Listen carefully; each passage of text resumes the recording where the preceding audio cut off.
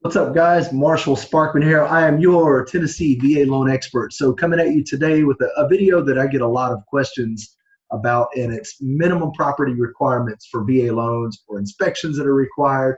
What is required for a VA loan? And I get a lot of fear from real estate agents who say, no, you want to stay away from that offer because it's VA, or I'll get a call, hey, I know you got my buyer qualified going VA. What do I need to know about the property? So I'm going to lay it all out there.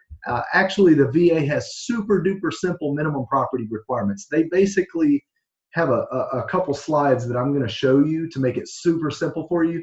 FHA and conventional and USDA and everybody else has like this thick 4-inch thick set of guidelines for minimum property requirements. The VA, that's really not the case at all. The VA, basically the property has to be triple S, safe, sound, and sanitary. Now I'm going to jump into that a little bit more. So if I can get this screen share, give me 1 second. Let me get this screen share up real quick.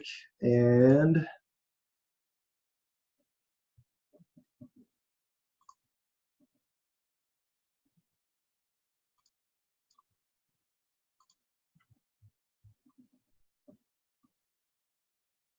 okay.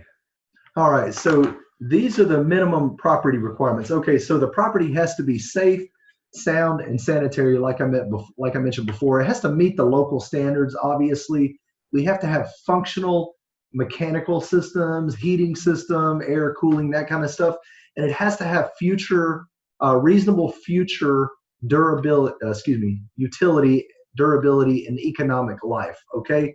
Now, how do you define reasonable economic life? So let's talk about that real quick. Ultimately, it's up to appraiser interpretation, it's open underwriter interpretation as well. But as long as you've got a property that doesn't, if you're not worried about it, you probably not going to have the appraiser mention it. At the end of the day, it all matters what the appraisal says on the appraiser. One thing you got to know about the VA appraisers is they're all super savvy. They all have above and beyond continuing education requirements. They've all been hand selected.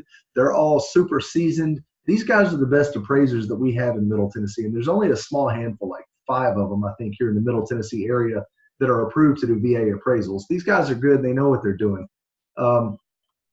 So here's how excuse me, I went flying past it.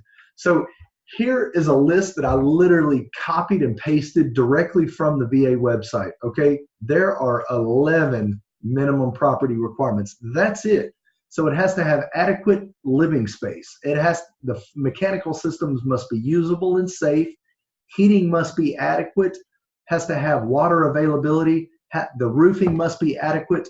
Basements and crawl spaces must be problem-free. The property must have access. You gotta have a road going to it. There can't be any health or safety hazards, no defective construction, no termites. We got to do termite inspection on all of them, and lead-based paint has to have disclosures, okay? That's it. It's that simple. So will the VA accept trailers? Yes. So anything that's a single-family home, the VA will take it, mobile homes included. If it's a condo, it's got to be in one of the HUD-approved condo units. You can find that on the HUD website. Multifamily units up to 4. The owner has to occupy one of them. Cannot have any businesses, vacation homes, commercial farms, or investment properties. It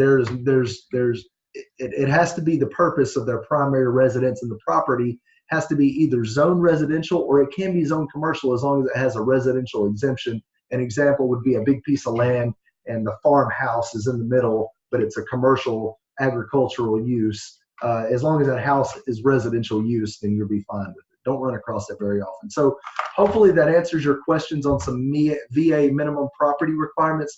Also, you have to do, if it's on a well, you have to do a potability test, have to do septic inspections only if the appraiser mentions it.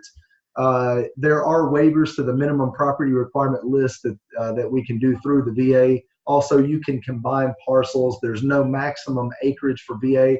You can buy a doggone farm using VA loan. The biggest one I've ever closed was 72 acres, had 3 barns on it. It's a beautiful $1.25 million property. So anyways, hopefully that helps you guys. If you have any other questions, anything regarding VA loans, feel free to reach out to me, and I'm here for you guys. Look forward to helping you soon.